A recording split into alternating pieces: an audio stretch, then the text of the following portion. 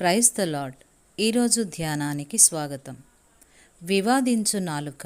సామెతలు గ్రంథం 20వ అధ్యాయం 3వ వచనం. కలహమునకు దూరముగా ఉండుట నరులకు ఘనత, మూర్ఖుడైన ప్రతివాడును పోరునే కోరును.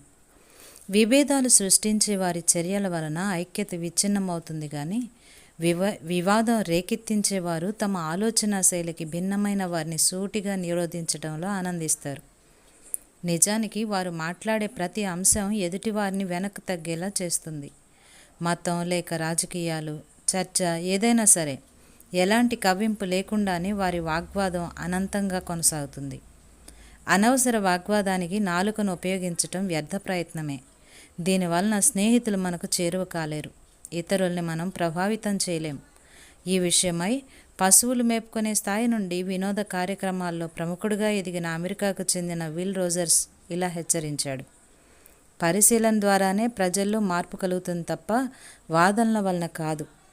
మరో మాటలో చెప్పాలంటే మార్పు తేగల సామర్థ్యాన్ని వివాదాలు నిర్వీర్యం చేస్తాయి. ప్రజలు కలహప్రియులుగా ఎందుకు మారుతారో చూద్దాం. అనేక మంది కలహప్రియులు ఇంటిలో భోజనం చేసినంత సులభంగా వాదించుకునే కుటుంబాల్లో పెరిగిన వారై ఉంటారు. అలాంటి వారికి వాదనకు దిగడం సాధారణమే అనిపిస్తుంది. నేను కూడా ఘర్షణ వాతావరణంలోనే పెరిగాను. నాకు గుర్తున్నంత వరకు ఏ చర్చ స్నేహపూర్వకమైన వాతావరణంలో పరిష్కరించబడలేదు. పైగా కలహప్రియులు తమ వాదన ఒక ముగింపుకు రాబోయే దశలో మరో వాదనకి తెరతీస్తూ అలా తాము అలసిపోయే వరకు ఆ వాదనల్ని కొనసాగిస్తూనే ఉంటారు. అలాంటి వ్యర్థ సంభాషణలో ఎప్పుడూ పాలుపుచ్చుకోకూడదని నేను ప్రమాణం చేసుకున్నాను. మరోవైపు మా తమ్ముడు అందరినీ ఏదో ఒక చర్చలోనికి దింపి చివరికి దానికి ఒక పెద్ద వాగ్వాదంగా మారుస్తుంటాడు. వాడు మాట్లాడడానికి సరైన విషయం లేకపోయినా, ఎదుటివారి ప్రశ్నలకి తన వద్ద హేతుబద్ధమైన జవాబు లేకపోయినా, ఇక వారి వ్యక్తిగత విషయాలు లేవనెత్తుతూ వారి వ్యక్తిత్వంపై దాడి చేస్తూ వారికి పేర్లు పెడుతుంటాడు. అతడు చిన్నతనంలో చూసిన రీతిలోనే పైకెదగాలని తన వైఖరిని ఆ రీతిగా మార్చుకున్నాడు. కొందరు గొడవలకు దిగడానికి మరొక కారణం ఏంటంటే తమ స్వీయ గొప్పతనాన్ని సమర్థించుకోవడానికి అలా చేస్తుంటారు. ఇతరుల అభిప్రాయాల్ని, తాత్విక ఆలోచనల్ని లేక నమ్మకాల్ని, విలువల్ని చులకన చేస్తూ తమ వాదన గొప్పదని చెప్తూ సంతృప్తి చెందుతుంటారు. కలహప్రియుల ఉద్దేశం ఎదుటివారి తప్పుల్ని సరిదిద్ది వారి జీవితానికి ఒక పరమార్థం కల్పించటం కాదు. నిజానికి ఎదుటివారు ఈ విషయంలో నా కళ్ళు తెరిపించినందుకు మీకు కృతజ్ఞతలు, నేను వెంటనే నా ఆలోచన సరళిని మార్చుకుంటాను అని చెప్తే కలహప్రియులు ఎంతో నిరాశకు గురవుతారు. ఎందుకంటే అక్కడితో వారి వాదన అంతమవుతుంది. మరి ఈ విషయంలో సొలొమోను ఆలోచన స్వీకరించడం ఉత్తమమని నేను నిర్ణయించుకున్నాను. కలహారంభము నీటిగట్టున పుట్టు ఊట. వివాదం అధికం కాక మునిపే దాన్ని విడిచిపెట్టుము.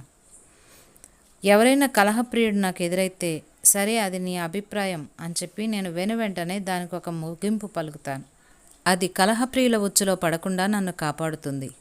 కలహించటానికి ఇద్దరు అవసరం. త్వరగా నీ ప్రతివాదితో సమాధానపడము అని యేసు మనల్ని హెచ్చరించాడు. తమ చర్చ త్వరగా ముగుస్తుందని లేక చర్చ నివారించబడుతుందని అనేకులు భావిస్తుంటారు.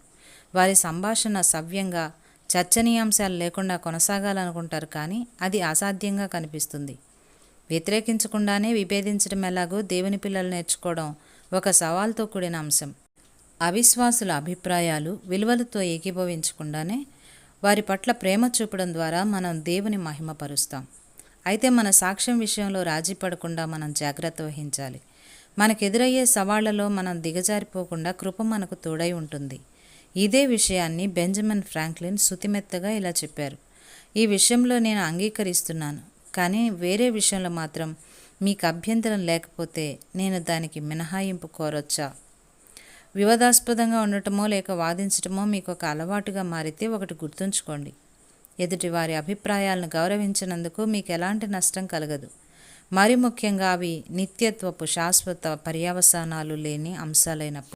ప్రియ స్నేహితులారా, ఈరోజు ఈ విధంగా తీర్మానం చేయండి: ప్రతి ఒక్కరూ స్వంత విలువలు, దృక్పథాలు కలిగి ఉండే హక్కును గౌరవించి కలహానికి నేను దూరంగా ఉంటాను. మీ తీర్మానం ఇదే అయితే ప్రభువు మిమ్మల్ని దీవించునుగాక.